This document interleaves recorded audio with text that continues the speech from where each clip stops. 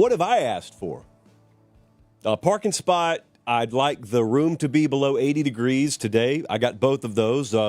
Fresh pack of white teas once every few months. I don't ask for anything, and I do that specifically to build up the equity for this very moment. Because if we're going to have a presidential commission on college athletics, I want to be on the commission. I want to cash in all my favors, pull all my strings, push all my chips to the middle of the table. I'm dead serious, kind of. I want to be on that commission. We're high atop a stormy downtown Nashville, Tennessee, figuratively and literally in the past hour on this Thursday, May 8th, the year of our Lord 2025. We're proudly brought to you by Academy Sports and Outdoors. You know we're jam-packed. It's the middle of May. This used to be the time, once upon a time, where I'm told people in this profession went on vacation. They just disappeared for months at a time.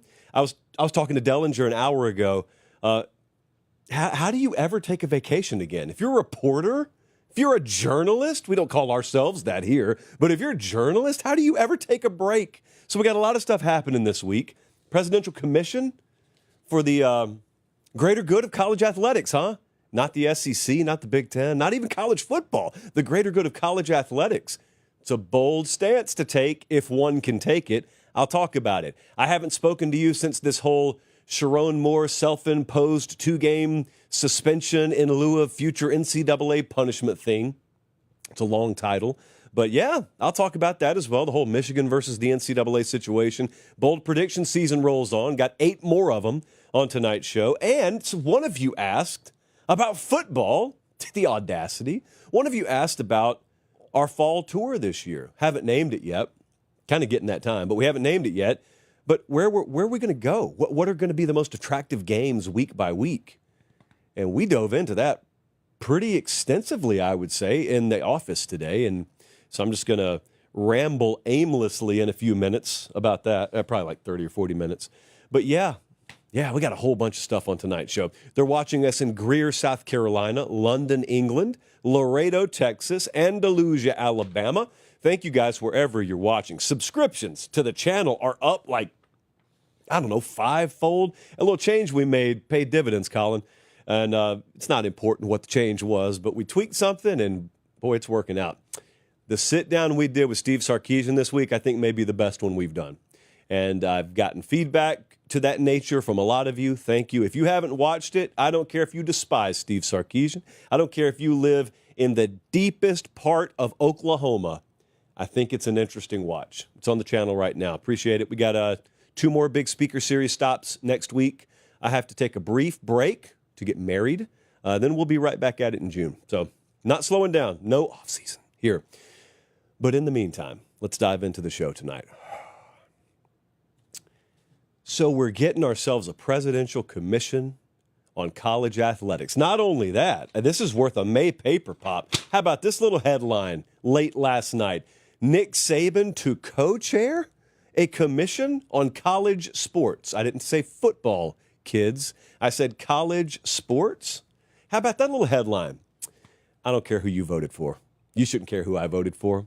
I always say that off the top. Most of the time, we don't ever even have to broach the world of politics because, unlike a lot of people in this profession, I don't care to mix that into coverage of college athletics.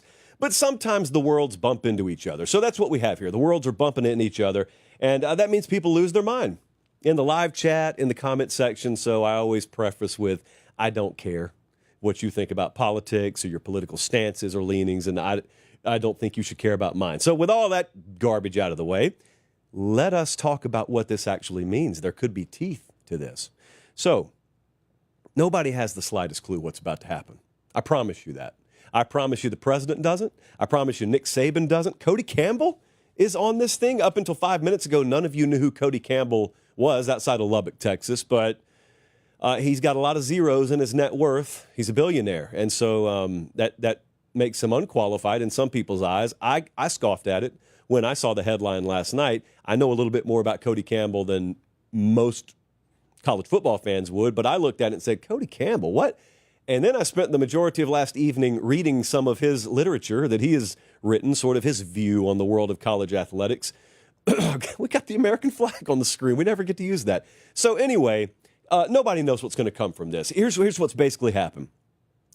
The president came to Tuscaloosa last week. We were there, actually, the day before. So shake hands with Secret Service. We leave. He comes in. And then Nick Saban got in his ear and a few other people got in his ear. And he said, okay, we'll take some action on it. So you put together a commission. That's where we are right now. Nobody knows what's going to happen. I saw many of my friends, many people, kind of jump into one corner or the other corner. And this is good and this is bad. How do you know what it is, period? I don't know that anything's even going to come from this. But I will tell you this, and I always like to go 50,000 foot on this stuff because, quite frankly, it bores people when you get into the weeds of it and you lose a lot of people. I get that. Trust me, I'm one of you, so I get it. I get lost on this stuff. I get bored with it. And I deal with it for a living. I will tell you this, though. Let me put it in terms everyone understands, because this is how I feel. Every one of you who is of age, who has a driver's license, has found yourself in gridlock, standstill traffic before. You know that feeling. I'm not talking about city traffic. City traffic's one thing, but think about it being on I-65 north of Birmingham, Alabama, being on I-95 north of Fort Lauderdale, Florida, and all of a sudden you see the red brake lights in the distance. And you come not to a slowdown, not to a crawl, but a complete stop. You know that feeling. That feeling sucks because you're sitting still. And you know you wouldn't be sitting still if there wasn't something really bad up ahead. How far ahead is it? Don't necessarily know. What is it? Don't necessarily know. How long are we going to be here? Don't necessarily know. That's how I have felt about college football and college athletics forever. We've just been sitting here. And every now and then you get an alert on your phone. Oh, it may be clearing up, or hey, someone's on their way to address it, and it's a lawyer, or it's a commissioner, or it's a TV executive. Nothing happens. A lot's happened. Make no mistake, a lot has happened, but it's all been circular. Do you really feel like we've moved forward? I'm not talking about the legal types out there that have landed 9 figures out of court costs in litigating all this. It's been great for you guys. I mean for people who just love the sport for the sake of loving the sport. You may be a player, you may be a coach. 99% of you are fans like I am. But has it really felt like you've had any forward motion? So let me tell you how I have felt about this whole thing this past 72 hours. I've felt like I'm in standstill traffic on the interstate, and finally we started to move forward. We're moving 5 miles an hour. That's it. Wish it was a lot better, but we're moving 5 miles an hour right now. And what that means is there is something that's changed. I don't know if it's going to yield results, but something's changed. And that is, for the first time, there is an attempt from a very powerful person, mind you, that normally exists outside the world of college athletics, to put together a group of people to present ideas, perhaps to lobby for changes that, by their very task, look out for the greater good and the interest of college athletics. You could be skeptical about whether they'll be able to enact any change. That's totally fair. You could be skeptical about the motivation of the people on the committee. I have no problem with that. But at least it's forward movement.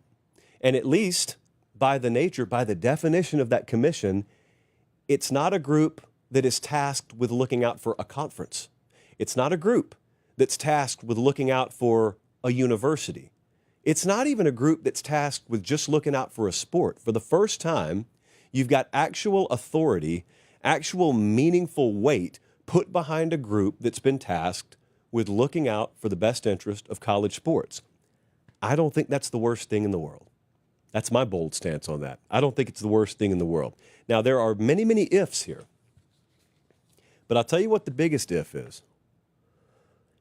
If that group, or if whoever is running college athletics right now, because I don't know, but if whoever's running college athletics actually does get the power of the law behind them, whether it come through laws changing, whether it come through antitrust exemption, meaning you can finally enforce things that you used to not be able to enforce because what was illegal is now legal. However you achieve that, if you get to a point where you have the legal backing, if you get to a point where you have the legal muscle to enact change for the betterment of college athletics, here's the big if. The big if is if you have more power at your disposal than the Big Two do. Because right now, just call it like it is. We get accusations on this show all the time of being in the tank for, major college athletics. So try this take on it for size. If that commission is really tasked with looking out for the best interest of college athletics, and they're given the authority to enact change that is in the best interest of college athletics overall, a lot of the moves they make, if they do their job, will not thrill the SEC, and a lot of those moves will not thrill the Big Ten. Because what's best for college athletics overall, in many cases, would run counter to what the SEC and the Big Ten are trying to accomplish. And I'll tell you how I feel about that. Do it anyway. Do it anyway. And there are many different avenues you can go down with that purpose if you're going to carry it out to its logical conclusion. I even was reading some of Cody Campbell's stuff. I should tell you, Cody Campbell is a billionaire mega donor of Texas Tech. Cody Campbell is the reason that class just came together for them. He is the reason I was out there last month. That place looks as palatial as it does now. But he's written a lot, unbeknownst to me until last week. He's written a lot about how he views the world of college athletics, and in his utopian view, how college athletics should operate. And I'm telling you, I guess the reason I'm pretty soft on him is because I agree with a lot of what he wrote. I certainly have bias here. I've got my feel, just like you've got your feel. It just so happens that Cody Campbell and I kind of align. People like Cody Campbell and I. It's a sentence I really wanted to have come out of my mouth. But anyway, he's touched on a lot of stuff, and I'll tell you one thing he even pulled way out of left field into the equation is the Sports Broadcasting Act of 1961. Now, that has been a white whale in the sports media world for a long time. I've never spoken about it on this show. I've never felt the need to speak about it on this show. But if that ever works its way into the conversation about college athletics, you talk about a game changer. I'm not going to bore you with the details.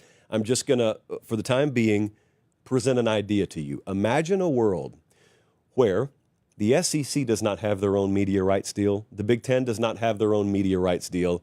The Big 12 doesn't lag way behind with theirs, and the ACC lag way behind with theirs. Imagine a world where major college athletics operates on that front like the National Football League does, where the media rights deal is the NFL media rights deal. And Arizona benefits off of it every bit as much as Dallas, every bit as much as the New York teams, etc. Imagine if there was just a college football media rights deal. That's why I told you this has several tentacles. And if you carry it out to its logical conclusion, in the interest of what's best for college athletics overall, instead of just in the best interest of the Big Two and take whatever's left over, there would be a lot of end results that may not thrill the SEC and the Big Ten. So the multi-billion-dollar question will be, do you have the power to pull that off? Don't know. I did see some totally garbage takes on this, though. One of them, I laughed before I finished reading it. I saw a legal type out there whose entire wardrobe of $5,000 suits has been bankrolled by litigating the mess that is college athletics. And he had the audacity to say, Nick Saban basically needs to just shut up. Old man Saban needs to shut up. He's throwing around all these ideas. He's about to ruin it. Oh, by the way, the accusation, this was really rich, is Nick Saban just wants to prop up a model that enriched him on the backs of kids. And he just wants to keep it that way and keep that money from those kids. And where the legal type stopped, that's about as much respect as I'm going to pay to this person, where that legal type stopped is just shy of reminding you how many tens of millions of dollars his firm has pocketed off of litigating cases that are built on the back of college football being an abject disaster and unable to operate itself cleanly. So, yes, kids, I know in the perfect world, there are no nefarious actors in the room, but believe it or not, the courtroom's been just as active as the football field when it comes to college athletics over the last several years. And I hate to be the bearer of bad news, but some people have gotten themselves very, very wealthy off of the mess that is college athletics. And the last thing they want to do is fix it. And then the other go-to, the one we've beaten like a piñata on this show 9 ways from Sunday, but we might as well address it one more time, is inevitably Anytime someone talks about the need to fix college athletics, anytime someone talks about how broken college athletics are, someone is going to say, I don't see any evidence of that. Look at the ratings. Look at the ratings. And it's like, I've smoked 2 packs a day every day this week. My lungs feel fine. What's with all the fear mongering? Pass me another lung dart. Bring it on over here. What's the concern? What's the concern? Or we'll use the poison metaphor we've been using on the show. We just dumped poison in the Mississippi River up in St. Louis, and we called down in New Orleans. No fish are dead down there. It seems like nothing's wrong. This poison didn't do anything. As is a tale as old as time, any logical adult understands that effect is downstream of cause. Sometimes it's 1 week downstream, sometimes it's 10 years downstream, but effect is down there even when cause is right here. Now, again, these are people who should know better. In many cases, they are people who do know better, but we're talking about folks, including in my business, we're talking about people who don't particularly love sports for the sake of sports. See, that's the big misnomer. And that's why you got some, not bad actors, you just got some unserious actors in the room with this whole thing. You could be talking about basketball, football, whatever. You're watching this show because you love college football. I'm talking on this show because I love college football. But don't be so blind as to think everyone who covers this sport loves college football. Some people cover it because they were, flying down the journalism highway and they wanted to get off on the political off-ramp and it wasn't open. So they said, oh, man. And they kept going, and the next one was sports, and they just got off on that off-ramp. They have no interest in covering sports. It's just a placeholder until they can go cover what they really want to talk about. And so when this sort of thing works its way into the college athletics realm, they pounce on it much more fervently than you ever see them talk about the actual games on the field. Do you notice that? So that doesn't mean that they don't have the right to have the opinion. It just means I reserve the right not to take it seriously. So a lot of that notwithstanding, I am excited / interested in how this turns out. I am withholding and reserving all stronger opinions on it. I'm just willing to let it play out. That's kind of where I am on it. Academy Sports and Outdoors, I would imagine the same. I don't know. I haven't talked to them about it today. I do know that they are the home of Jordan Brand now. I do know that. And I do know a lot of you wear that because I see you at games every Saturday in the fall.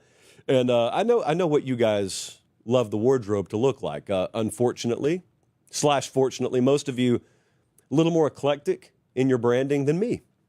I have no idea what brand this T-shirt even is. Yeah, I do. But they haven't paid for me to tell you on the show, so I won't. But if you're headed over to Academy or if you go to academy.com, and you buy some Jordan Brand, if you buy any Jordan gear and you spend more than $50, and if you're buying Jordan, you probably did anyway, just make sure and try and get some money back. I have taken care of that for you. All you have to do is snap a picture of that receipt and then make sure you post it. #AcademyXJordan. Tag me, tag Academy, and gift cards on the way. Limited supply, of course, but gift cards on the way. How nice of them. And how nice of me. So both of us, how nice of us. Let's move on. Eventually, someday, somehow, it's the beginning to a Nickelback song, I think, but someday, somehow, we will talk about Michigan football on the field. Like, they play Oklahoma in week 2 this year. Someday, somehow, going to make it all right, but not right now. Colin, please don't put that in the regular video. This is your endpoint. The Michigan NCAA investigation. The road has gotten a little bit more windy since the last time we spoke. So since the last time we had a show, Michigan did something that many programs have done before. They self-imposed sanctions. Admirable. Well, hold on. So self-imposing sanctions is not new. This tactic is kind of new. They looked at the schedule and they said, all right, here's our wrist. We're going to slap it, but not in week 1 or week 2. We're going to suspend our head coach, but wait for it. He really wants to coach the Oklahoma game. That's where he went. So we're going to wait until week 3 and week 4. That's what we're going to suspend him.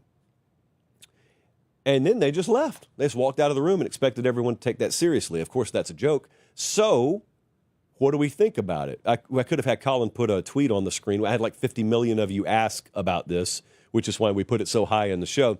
This is called, and there is an acronym for this. This is classic SMA protocol. That's the spank myself approach. No immunity. There will be no immunity here. But I tried this back in the day. I only tried it once, I think.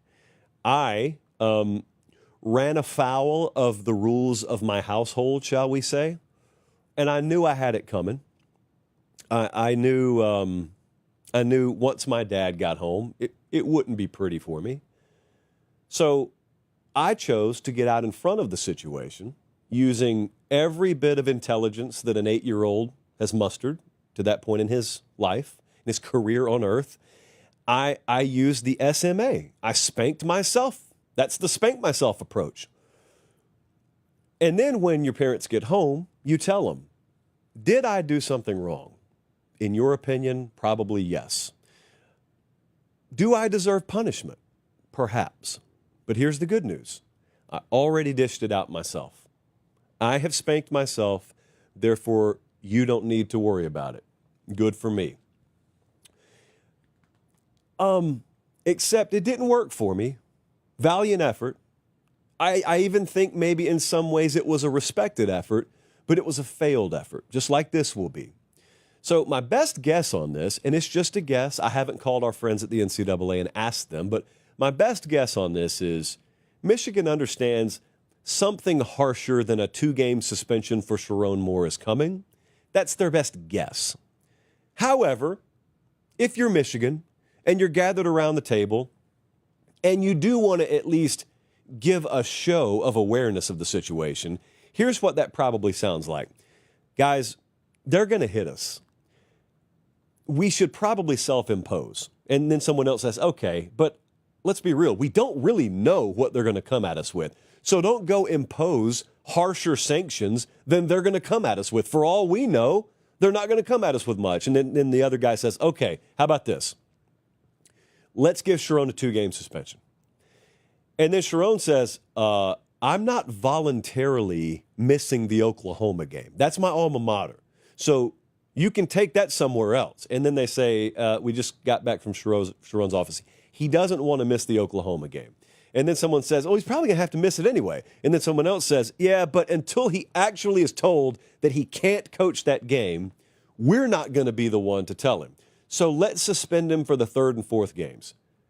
At that point, someone should have said, isn't one of those a conference game on the road? But apparently no one said that. So that's what they went with. They went with the 2-game suspension weeks 3 and 4. And the logic there is the NCAA is probably going to come in with harsher penalties than this. But on the off chance that they don't, and they accept this as punishment enough, on the very off chance that that's the case, let's make sure he misses the games that we want him to miss, or we're okay with him missing. That's my best guess on the logic there.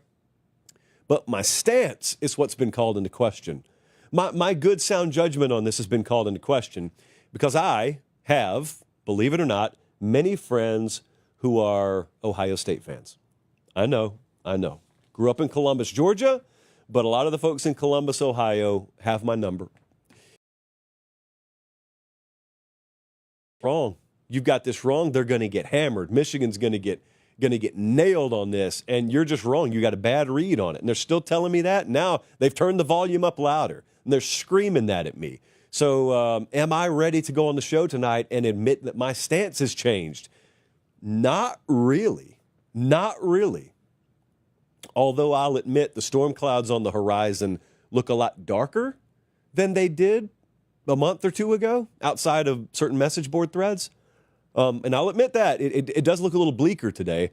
But my core stance has been that I just don't know how sharp the teeth are at NCAA headquarters anymore. So that does not mean that I don't think measures are going to be taken or punishment's going to be handed down. I've more been about the kind of punishment that they're capable of handing down. So let me be very clear. There's some punishment that I think is legit, and there's some punishment that's just aesthetic. It's just kind of, it's a scalp that you can put on the wall, but it really doesn't hurt anybody. Now, some of you may disagree with me on this. So if they fine Michigan $50 million, it hurts Michigan, but it really doesn't hurt any of the players or any fans. No one really cares. Michigan's got that kind of money stowed away for a rainy day and then some. So if that's it, which I expect it to be, I expect there to be a large fine here. That's one thing. Frankly, I don't care about that. If there are show causes for coaches, which I fully expect there to be, and I think there already have been, okay. If there were coaches that were involved in nefarious activities and they broke the rules, okay. And that could be Sharon Moore for all we know. We'll see. That would impact Michigan, but it's still not some death blow to Michigan. Even if they were to give Sharon Moore an extended show cause, even if Sharon Moore lost his job here, it's a big blow to Michigan. But it's not like you say, see you later, Michigan. We'll see you a decade from now. That's not like what they did to Penn State, for example, in the wake of the Sandusky scandal. Like they hammered Penn State. I don't know that we're in that era anymore. So show causes for coaches, okay. That's not the end-all, be-all. A big fine, no one really cares. You don't have to pay it. I don't have to pay it. Vacating wins is where I argue with people a lot, because I couldn't care less about vacated wins. Now, I know in an ideal world, you don't have any wins vacated, up to and including your national championship. You got multiple wins over Ohio State. You got multiple Big Ten championships. My thing is, I saw them happen. And if I were a Michigan fan, I'm just speaking candidly here, I wouldn't care. I saw it happen. I bought the tickets. I sat in the stadium. I watched it on TV. I celebrated. I watched the confetti fall. I saw it happen. And if I think this is a witch hunt, this investigation, than a crime investigation, then I've set my opinion on it. I'm not going to let sanctions they hand down that are cosmetic in nature affect my view of history of my program. That's how I'd feel if I were a Michigan fan. Some of you feel that way, some of you don't. I'm just telling you how I feel. But I still don't think that that's some death blow.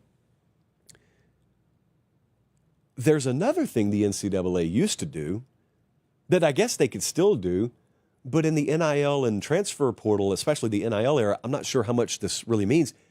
What if they strip some scholarships away from Michigan? It used to be that reduced the number of players on your roster, but nowadays you can pay kids millions of dollars to come play football for you.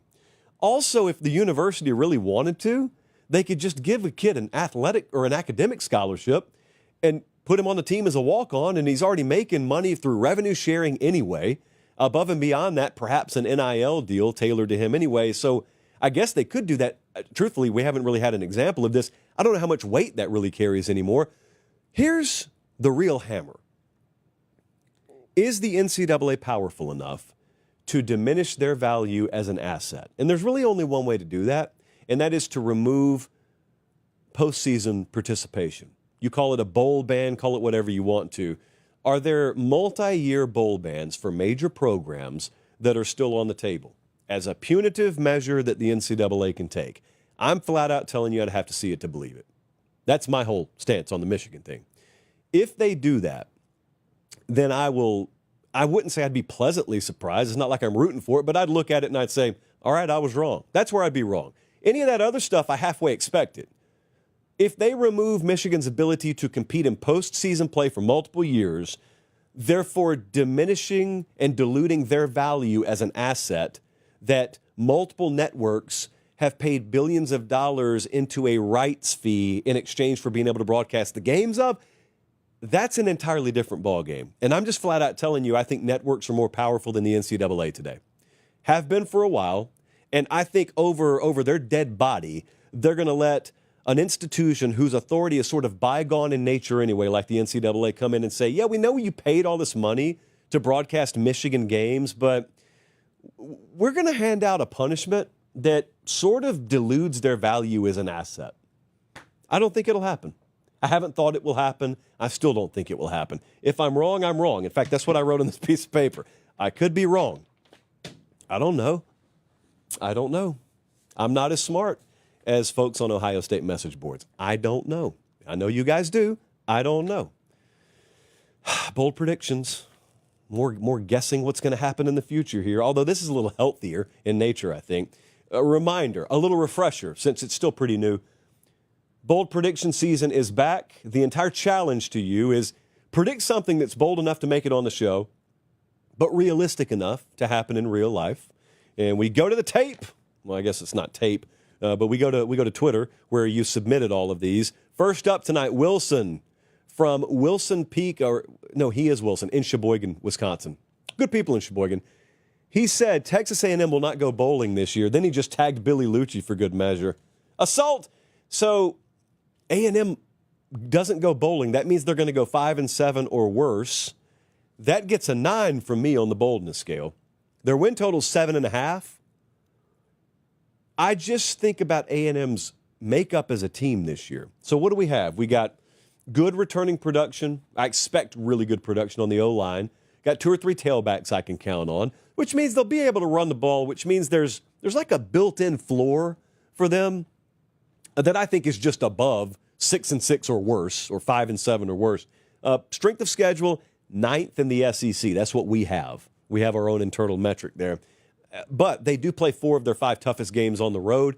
I just think they'll flat out be better. And if they're even not better, I mean, a 7-5 year would be a failure for them. 6-6, big-time failure. But even those 2 scenarios would still be better than this. So I'm going to say 9 on the boldness scale there. Next up, let's go over to the ACC. This is threading the needle here a little bit. So Asheville, North Carolina checks in. They say Miami drops the opener to Notre Dame, but then they win 12 in a row, and they make the playoff as the ACC champion. So really, they win 13 games in a row after they lose the opener at home. Now, at FanDuel currently, Notre Dame is favored by 2.5 against Miami. That is in Miami. This could bust in week 1. If Miami wins in week 1, the prediction's done. Even if Miami goes undefeated because you predicted them to lose to Notre Dame. This is a 9.5, so good news here. Chalice of supremacy on the line. Anyone who predicts 9.5 or better in boldness, as decided by me, and if you hit, you're getting a chalice of supremacy. Maybe Miami clicks in late September. So let's just walk through. Let's say they lose 23-17 to Notre Dame, and Carson Beck's just not right yet. They got a lot of transfer guys. For whatever reason, the team just doesn't click right out of the gate. It's college football. It's happened before. But then by the time they play Florida in week 4, all of a sudden it takes off for them. They don't lose another game. And they go all the way through. They don't play Clemson in the regular season. They may meet them in Charlotte. But I want you to look, Colin, keep this up for a second. I want you to look at the nature of Miami's schedule, because it doesn't jump out to you if it's written like this. If I had it in a grid, it would look different. So you see, they play Florida on September 20th. Then they have a bye week. Then they play FSU. Then they have another bye week because the ACC schedules were drunk out of their minds when they made this thing this year. And then they play 1, 2, 3, 4, 5, 6, 7 games in a row to end the season. The ACC championship game would be an 8th game in a row. Notice these last 2 games here at Virginia Tech. So that's Blacksburg, Virginia in late November, and then at Pitt. That is Pittsburgh, Pennsylvania in late November. And then the ACC title game would be in Charlotte, which means a 3rd road trip in 3 weeks as your 8th consecutive game. So if Miami pulls that off, my hat's off to them. I think it'd be tough. I'm giving that a 9.5. Next up, Sunrise, Florida. I think that's near Fort Lauderdale. A team will go 16-0 this year en route to a national title. That's a 9.5 on the boldness scale. So we got another chalice of supremacy on the line. There are 4 teams in the entire country with win totals of 10.5 or more at FanDuel right now. None of them are in the SEC, by the way. So either FanDuel's looking at the SEC and saying, none of you are elite, or they're looking and saying, a bunch of you are really good, but many of you have questions at quarterback, so we think the league's going to devour itself this year. But whatever the case is, Notre Dame, Ohio State, Oregon, Penn State, those are your 4 teams with over-under preseason win totals of 10.5. That's it. Bama's got 9.5, Georgia's got 9.5, Texas, but there's no one in the SEC. Even Clemson's got a tougher schedule, so they're at 9.5. Here's the thing about going undefeated. It's harder than it's ever been before. I don't think anyone's doing this. Ohio State lost 2 games last year, and they buzzsawed the playoff. The nature of the sport right now is just not conducive to this. So I'm going to make it a 9.5. The thing about Notre Dame, Ohio State, Oregon, and Penn State, look at the strength of schedule metric. That's our internal strength of schedule metric. That's ours. So don't go look for it on the website. But it's pretty legit. Notre Dame, 52. Ohio State, 23. Oregon, 37. Penn State, 38. But then you talk about Bama, 4th. Georgia, 13th. Texas, 18th. A lot of those SEC teams are a little bit higher. So I don't think they're going undefeated. And I'm not sure anyone's going undefeated in the Big Ten either. So I'm going to make that a 9.5. Next up, we have a 10. We got a 10 here. I laughed when I read it today. It may be taken as disrespect. Jesse took it as disrespect, but that's okay. This is insane. Nick from Macomb, Michigan. Penn State will have 2 1,000-yard receivers in the regular season. No, they won't. No, they won't. Okay. I'll try and talk through this without smiling. That would mean, Nick, regular season, by the way. You didn't say the whole season. Regular season. Penn State, allergic to elite production at the wide receiver position, is all of a sudden going to have 2 receivers average 83.3 yards per game. 2 of them. And as you try and process that, remember, this team was 66th in passing offense last year, and their running backs are back. So, like, the ground game's not going to tail off. The identity of the team's not going to change all that much. That's not going to happen. So that's a 10. Congrats. That's a 10. Head cold still. I'm going to pop the top on the Zevia. I'm going to let the fizz settle down for just a second, because I knew when I was running up the stairs today, I pumped the arms, and I had the Zevia with me. And again, 0 sugar, but not 0 carbonation. They're watching us in Newburgh, Indiana, Seattle, Washington, and Loudon, Tennessee. Now, everything's calmed down. Black cherry tonight from the Zevia. 2 sips just for the live chat. The haters in the live chat like to question my loyalty to Zevia because I only take 1 sip sometimes. Whomst amongst us. Bold predictions continue. We've been double dosing these because we had thousands of them submitted, so we have no shortage of bold predictions. What do we have? We have one. Yeah, we got another couple of them here that are going to qualify for a Chalice of Supremacy. All right, bold predictions. What do you believe? What are you willing to bet your own money on? Well, what about the SEC falling short again? SEC, famously at this point, has not won a national title in, what is it, 2 years? Could be a 3rd year this year. I think that's right. And Coach Jakes from Cherry Valley, New York, said the SEC will not win the national title. Well, that's only a 7.5 on the boldness scale, Coach Jakes. 10 of the top 21 teams in the odds to win the national title are from the SEC. That's not surprising. It's a deep league. But how many elite teams are we talking about? How many elite quarterbacks are we talking about? How many teams have the ability to cut through, like Ohio State did, at the end of the season? Clemson is in the mix. Notre Dame's in the mix. Oregon, Ohio State, Penn State, those teams are all in the mix here. Any one of those winning the whole thing could make this prediction come true. I have no idea who I'm going to predict to win it all this year. But Coach Jakes, no SEC. It's not the boldest thing in the world. I'm going to call that a 7.5. Next up, this one's pretty certifiable. Charlie from, we think Heber City, Utah, maybe Heber City, Utah. Good people there, either way. But he said Utah's going to win the Big 12 and Notre Dame wins the national title. It's the most random parlay that I've ever seen. We are not able to actually place that bet at FanDuel right now.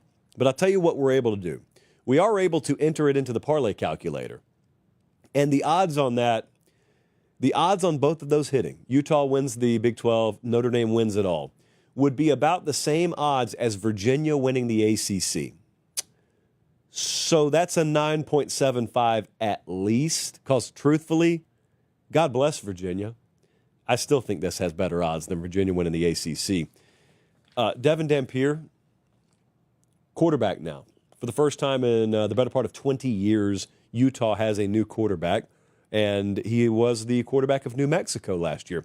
2,800 through the air and over 1,100 on the ground. Do I hear a dual threat in Salt Lake City? So, hey, it's the Big 12. Utah's got the 5th best odds to win the conference. Irrelevant. I don't care if they've got the worst odds.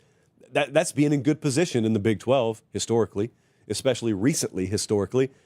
Notre Dame winning the whole thing with a first-year starter at quarterback is a stretch. I'm just going to tell you, that's a stretch.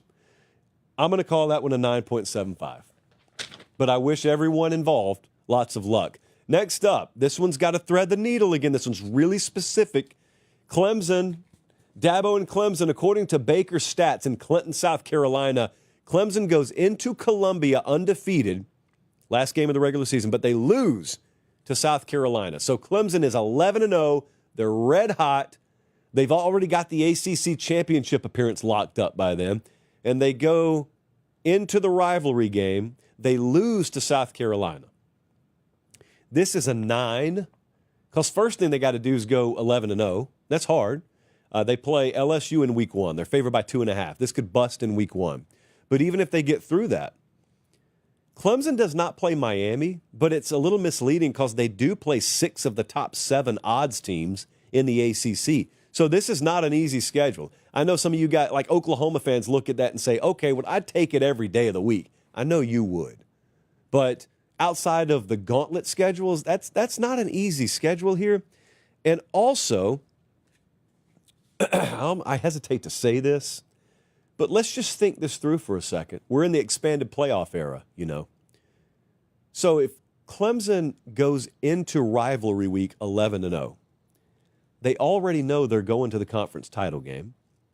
They already know, at least unless they change the rules, they already know the only way they can get a first-round bye is to win that conference title game. The result of the South Carolina game has no bearing on anything postseason related. Now, in my heart of hearts, it's a rivalry game. So I would hope that they'd play over the cliff, even if there is no postseason implication on the line. But we haven't really tested this theory out yet. We haven't really seen anyone go into a game with everything they can lock up already locked up, and in a position where in the pro game you would rest starters or you would play hard for a half but then throttle it back third quarter. I like to think that would never happen in college athletics or college football. I like to think that way. I don't know. We'll see. That's a 9, though, on the boldness scale. And lastly, how about the Big Ten title? Darren from Windsor, Ontario, Canada. Good hockey being played up there lately. Not in Ontario, per se, but good hockey being played up there nonetheless. Darren says Michigan wins the Big Ten championship game versus Oregon. This is nice and neat and tidy. I appreciate this. This is a 9.25 on the boldness scale. This would be the 4th best odds beating the 3rd best odds, if you want to know where they stack up in the preseason. So, if this happens, did Michigan beat Ohio State again? I assume they did. Ohio State's not in the game. I assume Oregon went on the road and beat Penn State in week 5. Penn State's not in the game. I assume that's what had to have happened. These two don't play in the regular season, so they can't hurt each other in the regular season. Also, it doesn't have anything to do with this, but what's happened with the Michigan NCAA thing? Have they gone on a warpath and full us against the world mode? Maybe. That's a 9.25 on the boldness scale for me. But that would be, boy, that'd be something. If you get to the Indianapolis Conference Title Week and Oregon and Ohio State and Penn State, well, not Oregon, Penn State and Ohio State, they're both on the outside looking in. Penn State especially. You got to at least make it there this year, don't you? And if you're going, Quick Trip can help. I'm working on something with Quick Trip right now. I don't know if we're going to pull it off. It has nothing to do with the other thing I've been telling you about that I keep forgetting to bring up. But I'm working on something with them right now. You can as well, in the form of gasoline. They have that. They got the good stuff out in the parking lot. But also the cold brew on tap, obviously. Some of the finest food to ever roll on a grill can be found at Quick Trip. Don't be management. Don't go management on me. Don't turn your nose up. Management sends someone down to fill his car up for him. He doesn't even grace that parking lot. But the rest of us, you're not too good to grab quick trip pizza every now and then. You're not too good for that. And that cold brew on tap washes it down nicely. We appreciate them. We'll be on the road a lot this fall. And you guys are well aware of that. If our next question is any indication, I wasn't even thinking about this. It's May. We're trying to figure out what the sport's going to look like this fall. But CJ is way ahead of us.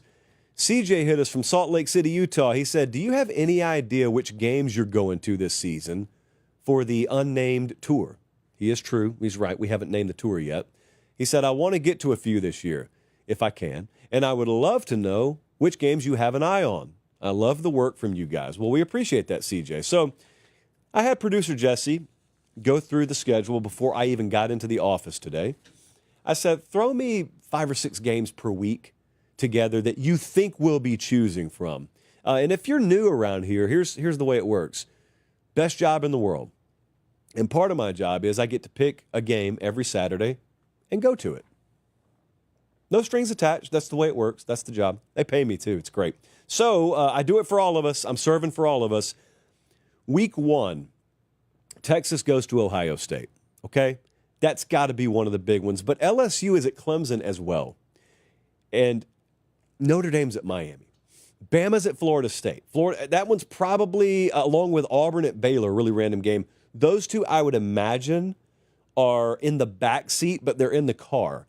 Clearly, we're probably choosing between Texas, Ohio State, or LSU, Clemson. Whomst amongst us knows. But I would be also saying keep an eye on this very, very, very small text at the bottom that says Auburn at Baylor is a Friday game. Who knows what the aviation situation is? Week 2 is Michigan, Oklahoma. But it's also Iowa, Iowa State. A lot of you who are fairly new to the show might have said, did he just say Iowa, Iowa State? Absolutely I did, because I'm a big Iowa State guy, and I don't apologize for it. We went there in 2021. I'm convinced that I cursed them that day, or it could have been Ashton Kutcher, because we were both there.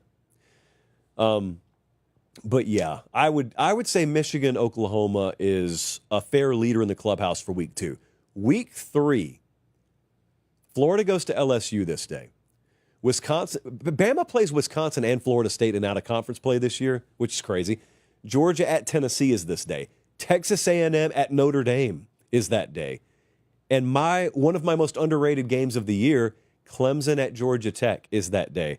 I will be honest with you, I have no idea where we would be on this day. I don't think I've been to a Georgia Tennessee game that's like a single possession game in my life, and I've been to several of them. So maybe I need to stay away from that one. Texas A&M at Notre Dame, we did not go anywhere that impressed me more than Ohio State at Notre Dame a couple of years ago. Just great day. It's probably my favorite game we've been to, honestly. So South Bend, Indiana, September, possibly. We'll see. Week 4 at Florida's going on the road to Miami that week. There is a chance Auburn at Oklahoma is all of a sudden a huge game. Like if Auburn beats Baylor, if Oklahoma beats Michigan. We've got Hugh Freeze against Brent Venables there. We got Jackson Arnold going back to Norman. This is me selling myself on going to Norman. But if we do that, then we've already possibly been to Norman for the second time in 4 weeks, and we want to avoid that. So you quickly see how tough this is. This is like routing a concert tour. So let's circle back on that one. Week 5, loaded. Yep, it's loaded. Oh my goodness, it's not easy. This is like October 12th last year. Sorry, Colin, I'm gonna lean forward a little bit. This is tense. Bama at Georgia. We were at that game last year. Oregon at Penn State. Gonna be amazing. Of course, you could probably be home in time for dinner, given that we pretty much know what time that kickoff is going to be. LSU is at Ole Miss. Remember that game last year? Ole Miss lost the game and did not trail a single second in regulation, because that's a thing that happened last year. USC is at Illinois. We've never been to the stadium there. We've been to the state storm chasing, real thing, but we've never been to a game at Illinois. Auburn at A&M. I have no idea where we would be this day. There are several winners there. Next up, Texas at Florida. Not an easy, you know what, I'm not going to say that. It has nothing to do with anything, just some chatter I picked up on recently. I'm just telling you, the logistics of going on the road in college football are tough. Texas is at Florida. Minnesota's at Ohio State. Clemson's North Carolina. Miami at Florida State. I would say Texas at Florida is the clear leader here. Wisconsin's at Michigan that day. Yeah, I would say Texas, Florida is the clear leader there. Okay, week 7, there is Georgia at Auburn. No clue what kind of prestige that game would have. South Carolina at LSU. We were at that game last year. Instant classic. Bama's at Missouri. OU, Texas. My favorite rivalry game to go to in college football is that day. That is your leader in the clubhouse. But then again, I've soft circled 3 Oklahoma games so far. We cannot do that. Florida's at A&M that day. All right, so that one's up in the air, clearly. Week 8, Louisville plays at Miami on a Friday night. Third Saturday in October, the next day, Tennessee at Alabama. Texas Tech at Arizona State is, I want to go to that one. Ole Miss is at Georgia. USC at Notre Dame. This is a massive Saturday.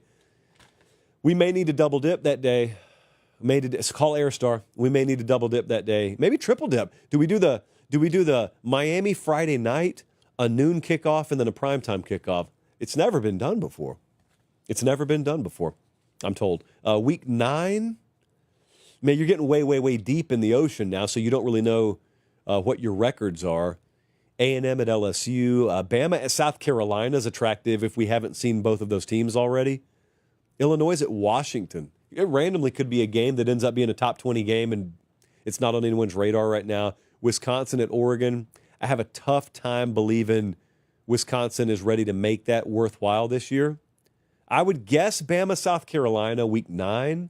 That's just a guess right now. Week 10, it's got to be Penn State, Ohio State, I think. Georgia, Florida, OU, Tennessee, Miami at SMU that day. Using last year as a metric, that would be a big one. Penn State, Ohio State, solid favorite for week 10. Week 11, LSU, Bama, we went to that one last year, blowout. Doesn't mean it would repeat itself this year. Florida State's at Clemson that day.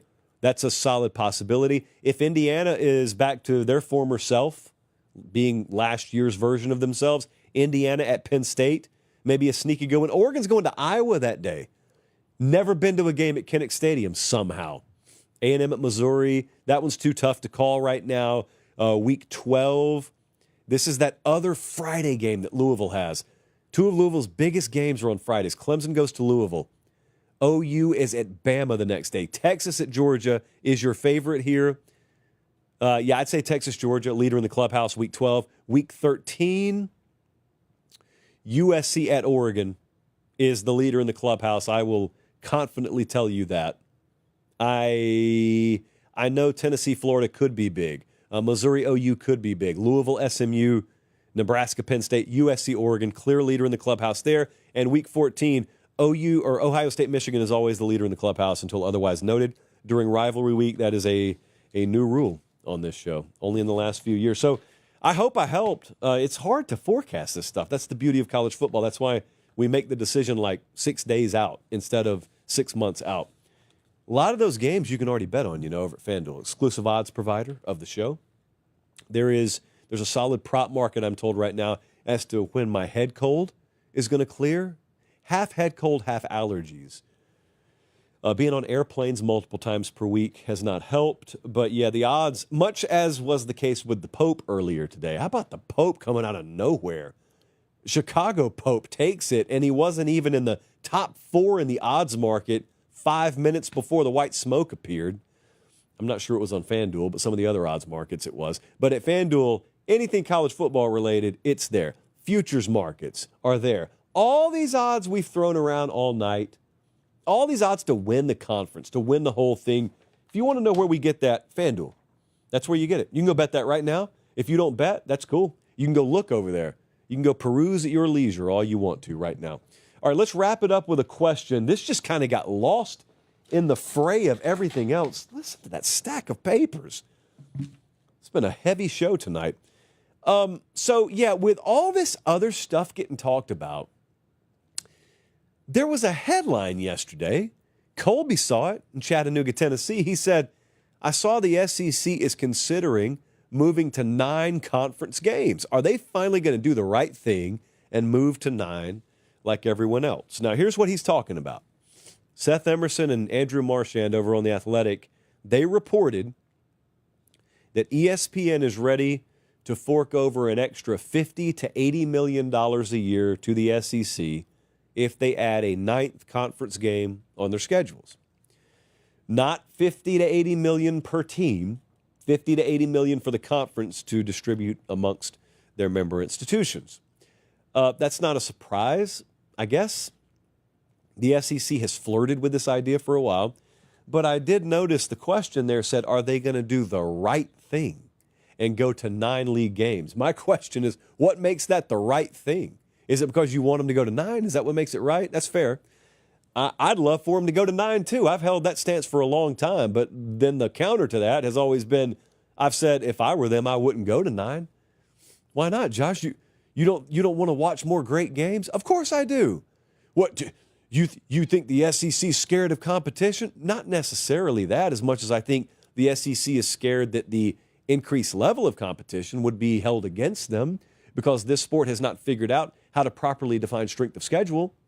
It's been a theme on this show for several years, and anytime anyone has talked about this, should the SEC expand to 9 conference games, I have maintained, yeah, they should. They want to, but you got to convince them they're not going to be punished for it. What does that mean? Well, it means something like this. So, for example, we do our own strength of schedule metric around here. You can do yours. Connolly does one. Everyone does one. They end up basically looking the same. Right now, we have 10 of the top 11 toughest schedules in the country being SEC schedules this year. Doesn't mean the league's going to be any good, or it could be the most elite conference we've ever seen. Doesn't prove anything other than we think SEC teams are going to have a pretty tough schedule this year. So that's okay. That's not the worst thing in the world, as long as at the end of the road, there's an understanding when you're fielding the playoff or when you're ranking teams, period, that has to properly be taken into the equation. But it's not in college football. Far too often, it's not. As much as people claim they're willing to in August, come December, that same person is screaming, "You are what your record says you are," at the top of their lungs. It's a lie in college football. You're not always what your record says you are. NFL, that's the way they do it on Sundays. Cool. Well, go watch pro football. A lot of people do. Go watch pro football. But just don't take the Sunday logic and try and apply it to Saturday because it doesn't fit on Saturday. So in the SEC, it's as simple as this. They've been talking about this. They've been meeting about this. If you convince them that strength of schedule is going to be properly interpreted and applied, they're going to go to 9 league games. They want to. You know what that does for ticket sales? When Georgia knows they've got an extra visit from Ole Miss, or Florida knows they've got an extra visit from Texas on the schedule, it does wonders for season ticket value and sales. It does wonders for television ratings, which generate more money for the league. It does wonders. They all want it. Believe it or not, this will come as a mild shock to some of you, a lot of the coaches want it. You know why? A lot of them love the competition. A lot of them love it. What they don't love is the competition, but then you get punished for it. Because on a Saturday, if I play Texas and lose to them 23-20, but then my friend over here plays UTSA and beats them 23-20, he's 1-0 and I'm 0-1, and a pollster looks at us and says, well, he's got to be better than you. He won today. You lost. Yeah, but I played Texas and barely lost to them. And once we extrapolate that over the course of an entire season, you see it happen every December. I'm not explaining something to you don't already get, but you're never getting the SEC to move off of this if you don't convince them to their satisfaction that they won't be punished for it. It's as long and as short as that, immunity. And I agree with them. I want to see him go to 9, but I've agreed with them. If I were them, I would not have gone to 9 yet, is what I'm trying to say. But I would want to go to 9, and I do want them to go to 9. But I think the system has to be calibrated properly to incentivize them to do so. Appreciate you guys so much for watching. We'll be back here Sunday night, same time as usual. And I am going to go down some NyQuil, and I'll see you guys like 10 a.m. tomorrow morning. For Director Colin, for Producer Jesse, I'm Josh Pate. Take care. Have a great start to your weekend, and God bless.